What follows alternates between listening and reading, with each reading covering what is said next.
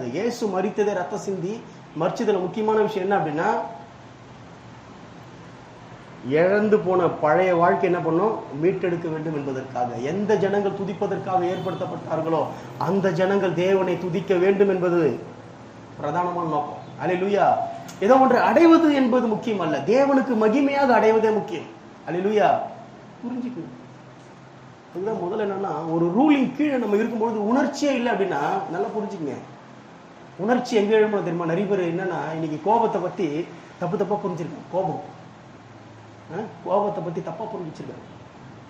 கோபத்தை குறித்து சரியான ஒரு ரெவலேஷன் மனுஷனுக்கு கிடையாது. ஒரு மனுஷனுக்கு எப்படி சிரிப்பு என்பது ஒரு உணர்ச்சியோ, அழுகை என்பது ஒரு உணர்ச்சியோ, ஆனந்தம் என்பது ஒரு உணர்ச்சியோ, கோபம் என்பது ஒரு உணர்ச்சி. நல்லா புரிஞ்சுக்குங்க. அந்த உணர்ச்சியை எங்க பயன்படுத்தணும் மனுஷனுக்கு தெரியல. கிறிஸ்தவ உலகத்துக்கு தெரியாதனால கோபத்தை பத்தி தப்பா பேசிட்டு இருக்கு. இயேசு கோபப்பட்டார், அது அபத்தம் என்று சொன்னால், இயேசு கோபப்பட்டது அந்த இடத்துல அநீதி என்று சொன்னா, சிலுவிலே மரித்தது அங்க செல்லுபடி ஆயிருக்கு, அது ஃபெயிலியர் ஆயிருக்கும். இயேசு கோபப்பட்டது பிதாவுக்கு முன்பாக நீதி. அல்லேலூயா.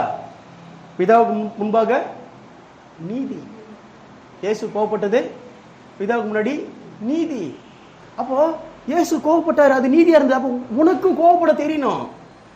எந்த இடத்துல கோபப்படணும், எதற்கு விரோதமா கோபப்படணும். நிறைய பேர் பார்த்தீங்கன்னா ரொம்ப சொல்லுவாங்க, அப்பா அவர் கோபவே பட மாட்டாரா, ரொம்ப தாழ்மடா. கோபத்தை பத்தி அவருக்கு தெரியலன்னு அர்த்தம். கோபம் எந்த இடத்துல கோபப்படணும்? பிதாவின் வீட்டை என்ன பண்ணி வச்சிருந்தாங்க? மார்க்கெட் ஆக்கி வச்சிருந்தாங்க. ஆலயத்தை சந்தையா மாற்றி வச்சிருந்தாங்க பிதாவின் வீட்டை.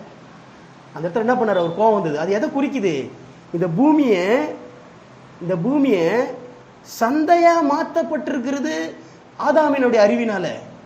அப்ப என்ன பண்ணணும்? நமக்கு கோபம் வரணும், ரோஷம் வரணும். அது பேர் தான் என்னது? வைராக்கியம். அல்லேலூயா.